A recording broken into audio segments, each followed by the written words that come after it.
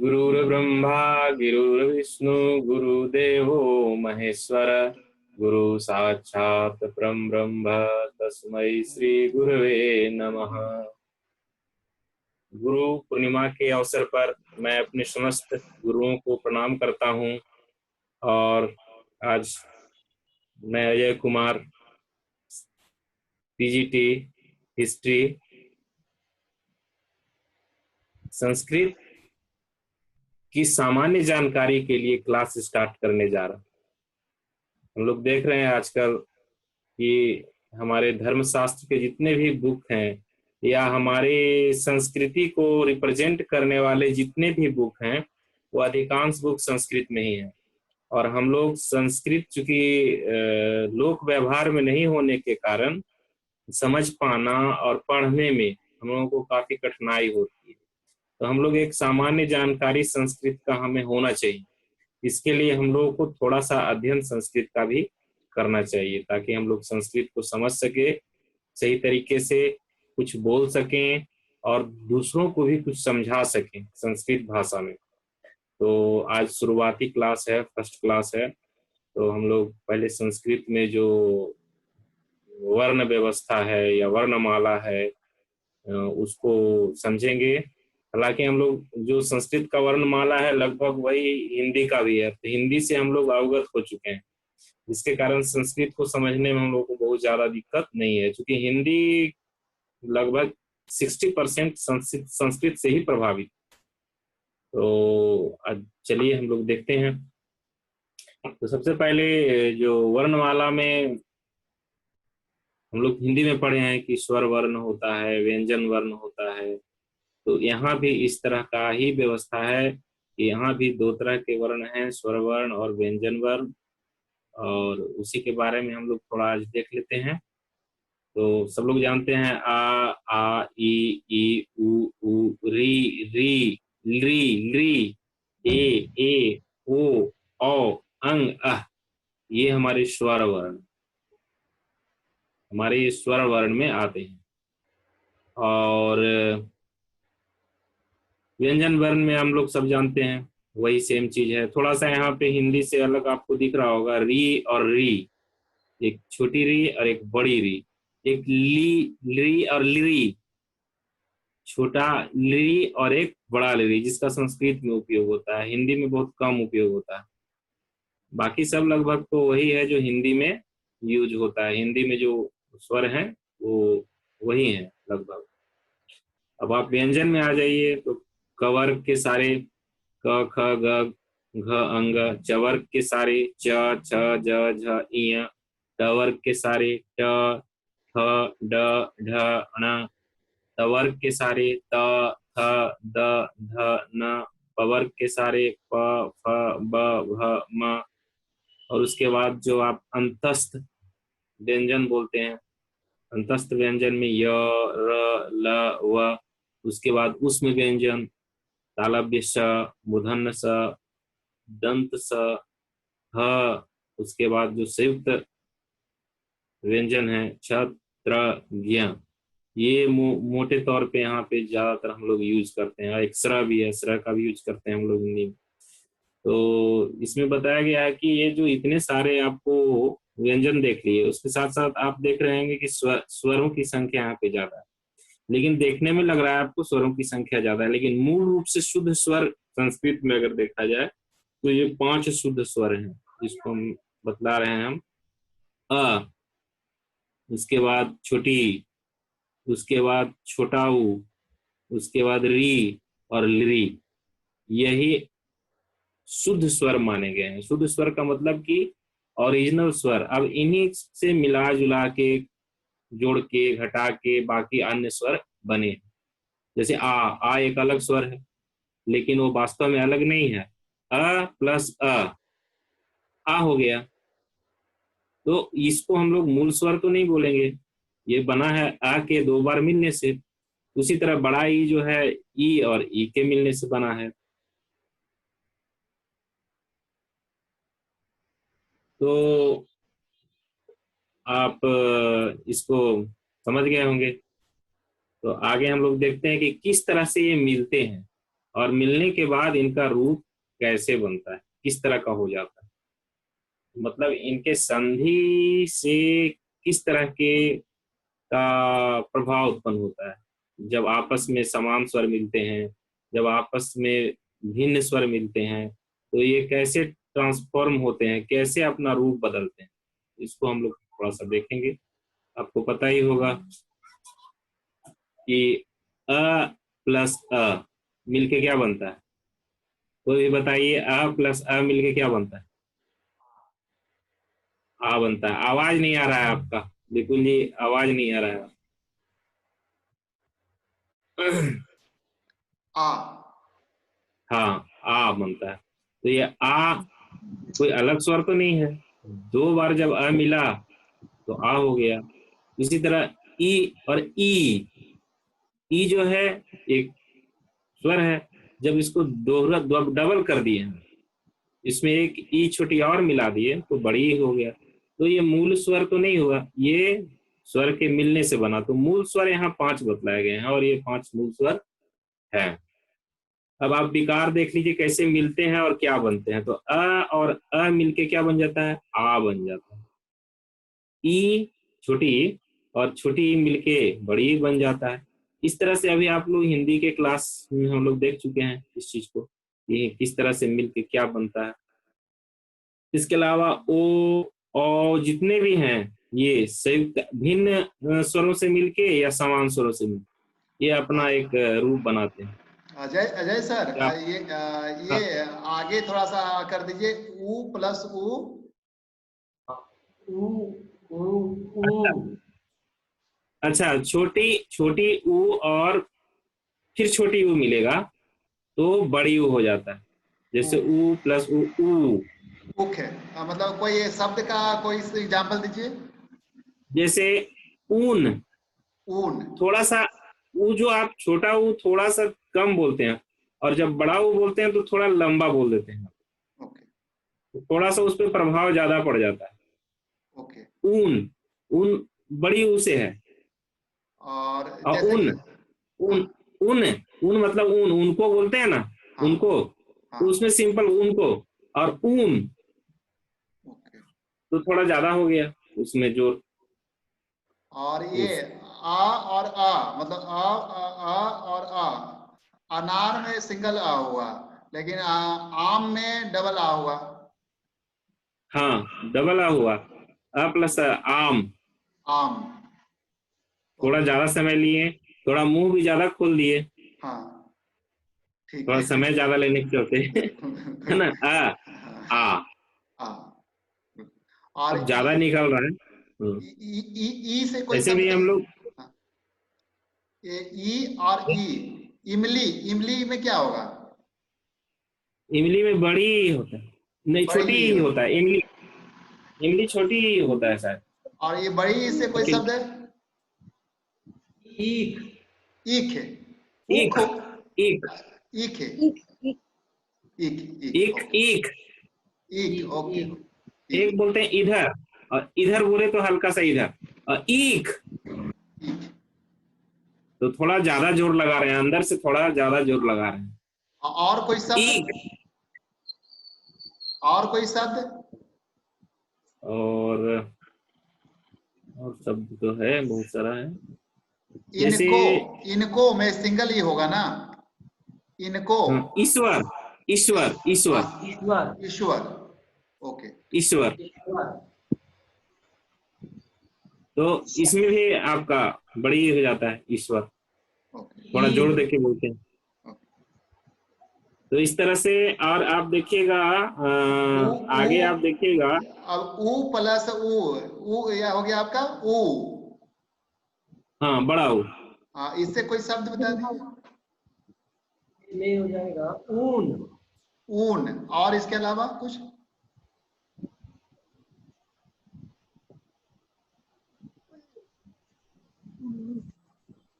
उम्र किससे होता है? उम्र अजय, अजय।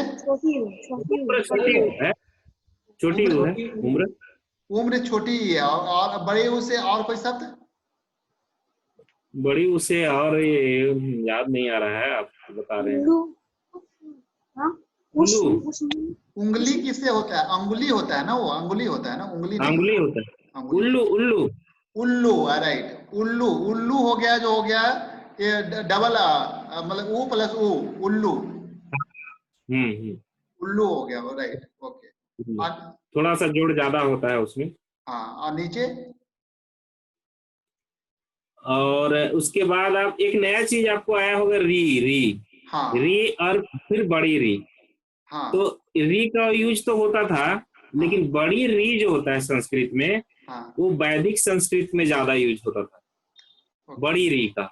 और लिरी और फिर बड़ी लिरी, हाँ। इसका भी यूज ज्यादातर वैदिक संस्कृत में ही होता था, अभी भी होता है, लेकिन वैदिक संस्कृत में इसका ज्यादा यूज होता था।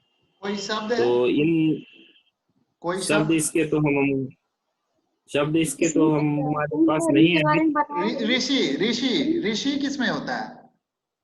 ये तो छोटी री है, छोटी री का छोटी यूज है। ऋषि है, ओके। और हाँ, बड़ी री कौन हो गया? बड़ी री बड़ी री का मेरे पास तो अभी उस तरह का नहीं। बड़ी री में क्या होता है कि एक ऐसे लगाते हैं, उसके बाद फिर एक नीचे लगाते हैं, तो वो ज्यादातर तो उसका वैदिक वो तो उसका मानक मात्रा हो गया ना, वो तो वही री का मानक मात्रा हो गया जो नीचे लगाते हैं। हाँ, नीचे लगाए तो डबल हो गया उच्चारण। अच्छा अच्छा। री में और ज्यादा री लंबा चला गया हो। वेद में ऋग, क्या होता था कि उच्चारण के दृष्टिकोण से उसमें एक और लगा देते, जैसे वहां ऋग, खींचते थे हम लोग। ऋग्वेद किसमें आएगा? ऋग्वेद, ऋग्वेद, वो छोटी में ही है, छोटी री है, छोटी री आएगा। ओके। लेकिन जब हम लोग उसको लंबा खींचते थे, जैसे जब वेद में क्या होता था कि वेद में हम जब श्लोक पढ़ते थे तो कोई वेद को उदात्त स्वर में बोलना है। हाँ उदात्त स्वर मतलब ऊंचे स्वर में बोलना है। तीन तरह का स्वर होता था वेद में, उदात्त, हाँ स्वरित और अनुदात। तो हाँ जब उदात्त में हम बोलते थे, तो हाँ उदात्त में हम लंबा खींचते हैं। अभी भी देखते होंगे पंडित जी लोग थोड़ा सा खींचते हैं कोई कोई श्लोक को, तो हाँ। उस समय ये वाला चीज का यूज होता। तो ये ये री वाला का री में नीचे मात्रा लगाते हैं क्या? नहीं, एक ये तो लगा री हुआ रहता है, उसके बाद फिर एक छह जैसा हो जाता है, एक और लग जाता है उसमें, सिक्स जैसा हो जाता है। रीचा, रीचा, रीचा किसमें आएगा? वो भी तो छोटी ऋचा ही में री है। सिंगल लगता है ना, सिंगल एक बार रेफ लगता है सिंगल, उसके बाद इसमें एक और लग जाता है। कोई उदाहरण हमारे? आप देखिएगा, आप स्क्रीनशॉट लिए हैं उसको लाइए, स्क्रीनशॉट पर लाइए उसको। स्क्रीन आ रहा होगा आपको? हाँ, मुझे तो यहाँ पर दोनों सेम नजर आ रहे हैं। नहीं देखिएगा, नीचे में एक और, नीचे में देखिएगा, हाँ, नीचे में, उसके नीचे में री, और उसके बाद एक और सिक्स के जैसा और लग गया है। कहाँ पे? स्वर जन अक्षर में? ऊपर में ही देखिएगा, हाँ, ऊपर में देखिए। ऊपर में ये है। हाँ, पहला री देखिए, सबसे पहले ऊपर में पहला लाइन में ही, नीचे नीचे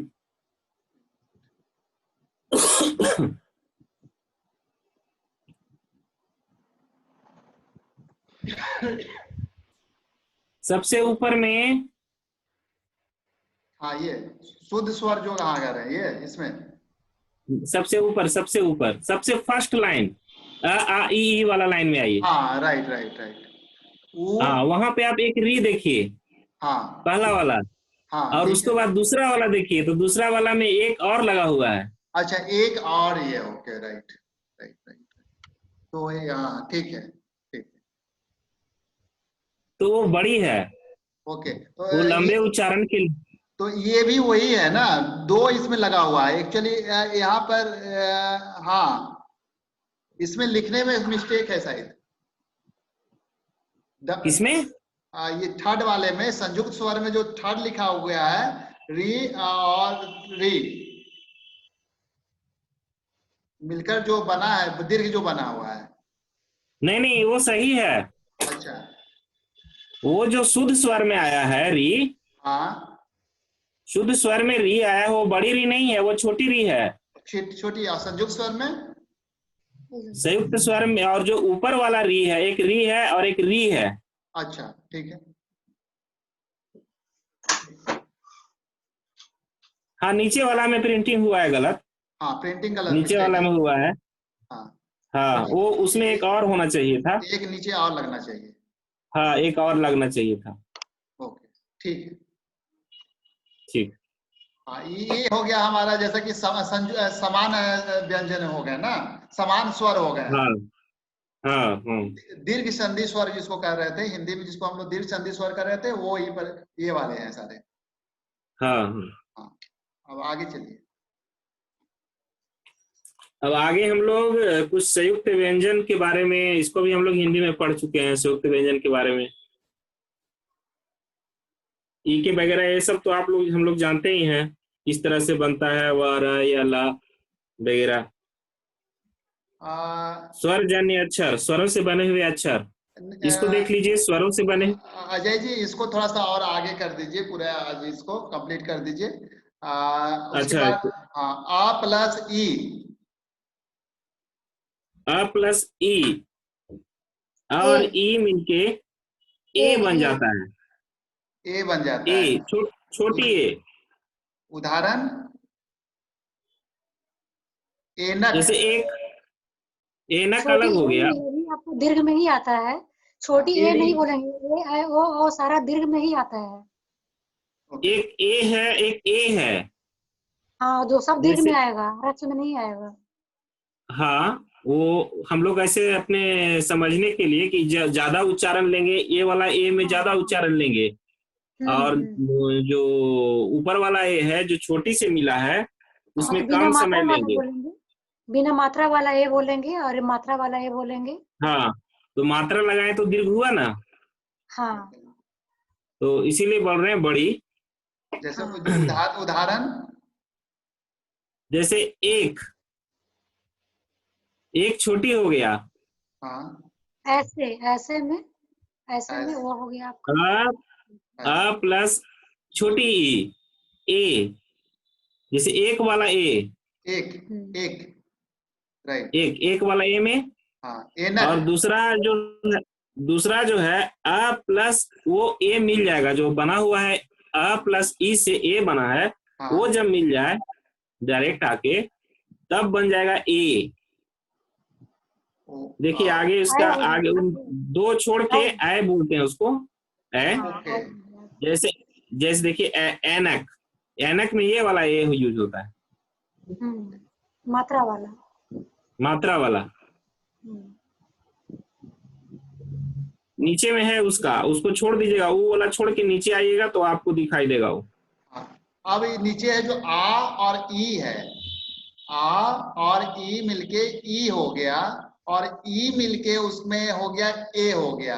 तो हमारे जो हाँ ऊपर से नीचे जो ऊपर वाले दोनों है जो मिलकर तो एक ही मतलब ये दे रहे हैं। हाँ, छोटी ई चाहे आ से मिले चाहे आ से मिले, दोनों हाँ मिलके वो हर्ष ए ही बनाएगा। ओके, मतलब मैथमेटिकली दोनों इक्वल हो गया ना। हाँ, ठीक ए है। को हर्ष नहीं बोलिएगा, दीर्घ में ही आएगा। अच्छा, दीर्घ ही बोलेंगे इसको। हर्ष हाँ वो है ही नहीं, संस्कृत में भी हाँ नहीं है, संस्कृत में संस्कृत में भी हम्म। नहीं, हिंदी में भी नहीं है, दीर्घ में ही आएगा। ऐसे हाँ, भी दीर्घ में ही कंफ्यूजन आएगा क्योंकि मिला हुआ है। हाँ। मिला हुआ है ना। हम्म।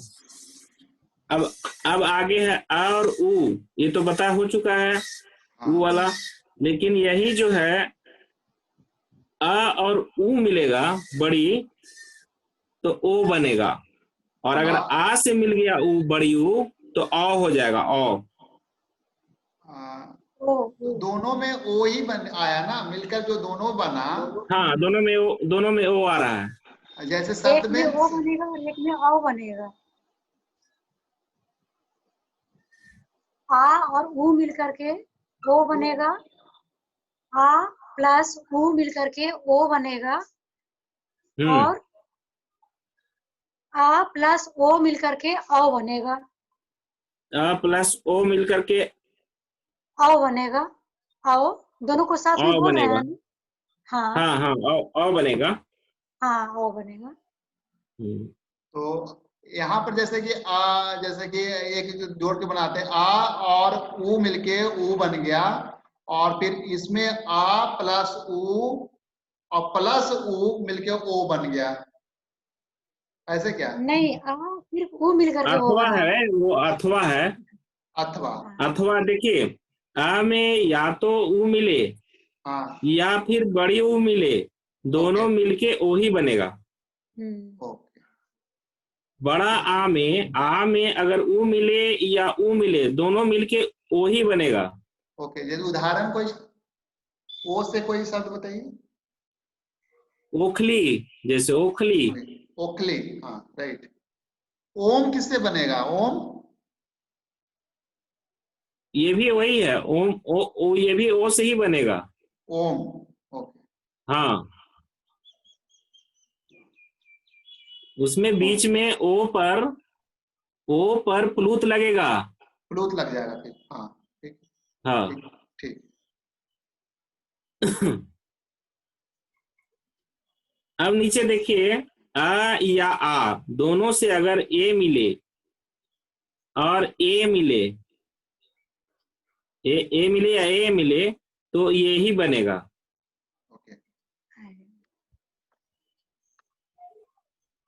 देख रहे हैं? और अगर अ और आ के साथ औ मिले अथवा अ मिले, तो भी बनेगा औ। ओ, ये दोनों में अंतर है। यहाँ पर देखिए तो आ रहा है, ये ए है और ये है ओ। हाँ, ये दीर्घ हो गया। हाँ, और ये ये बड़ा कौन? और ज्यादा हो गया, ओ से और ज्यादा हो गया इसमें। औजार में कौन सा आएगा? औजार यही होगा, नीचे वाला। औजार में ये आएगा।